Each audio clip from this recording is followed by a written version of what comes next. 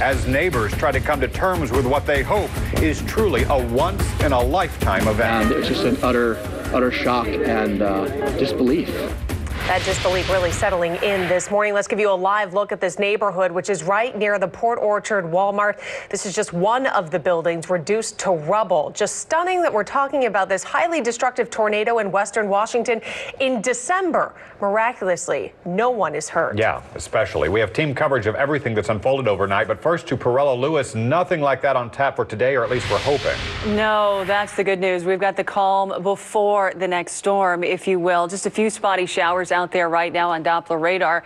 Not that big of a deal. You have several hours to get out and enjoy mainly dry conditions and mainly calm conditions. Heading into tonight, though, we do turn our attention toward what is next, and that will be another storm system that will bring strong winds to the area, coastal flooding, and more snow for the passes. We'll take a look at that coming up in a few minutes. And those hot spots on the roads in many of our counties are really starting to pick up. For instance, if you're traveling through Snohomish County, that current drive from Everett to Seattle, now 44 minutes. All right, now let's get right to our crews on the ground in Port Orchard this morning. We begin with KOMO's Denise Whitaker live with the very latest on what has been a real shock to people. Denise.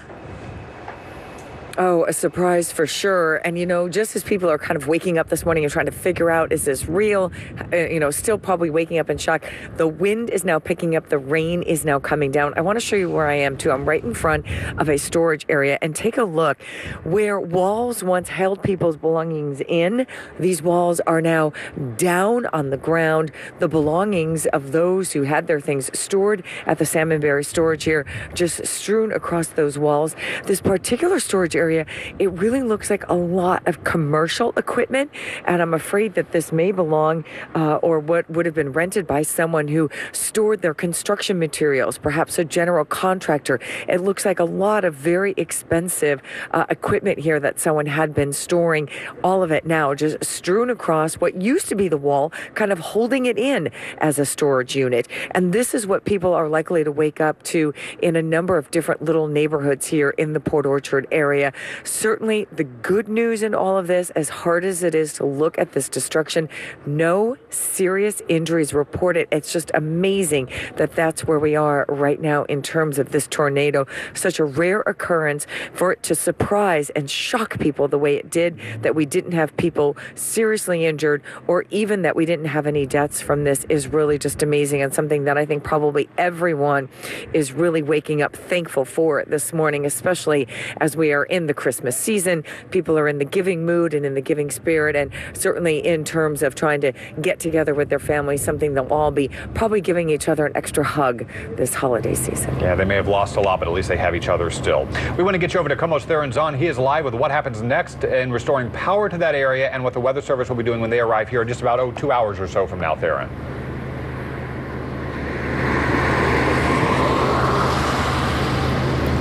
Yeah, about 8 o'clock this morning is when we expect those investigators here on the scene, and this is what they're going to be looking at. Take a look at how big this tree is that actually came down around me, very large. And again, investigators are going to come out and look at that, and also the destruction that Denise was showing us to get an idea of what the wind speeds were. Take a look over here.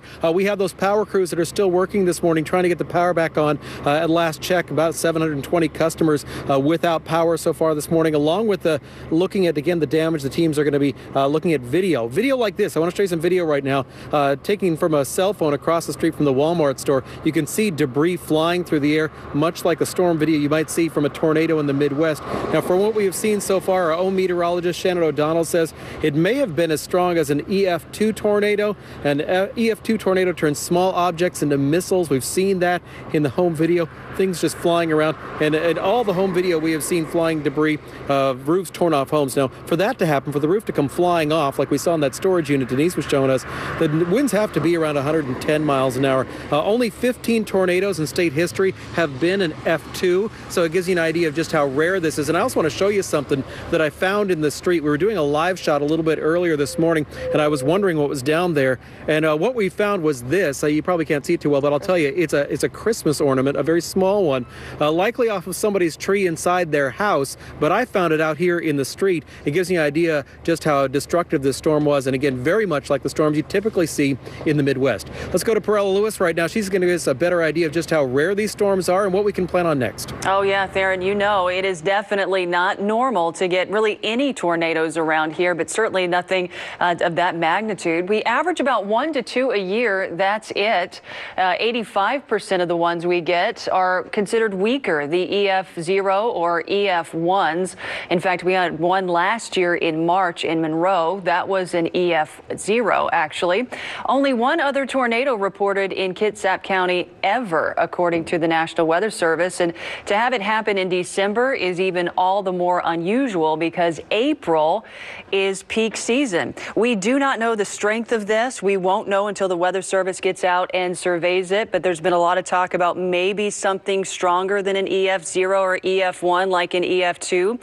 If that ends up being the case, you should know that winds for that are between 111 and 135 miles an hour if it ends up being that strong. So we'll be watching this very carefully as the Weather Service makes that determination later today.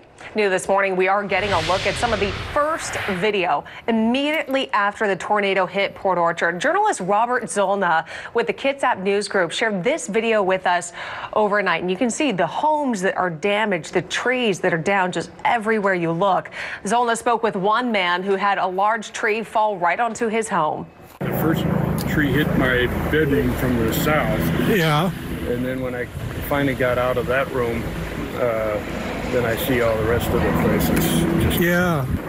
Zollner also came across a badly damaged home. You can see the second-story windows there just blown out and a section of the roof also gone. This morning, dozens of people forced from that tornado-damaged homes are now waking up in a shelter. An emergency center was set up last night at St. Gabriel Parish. The Red Cross helping provide food, water, and a place out of the rain for those who lost their homes. Donations even pouring into the center last night. A nearby restaurant provided free meals for those storm evacuees. Coming up at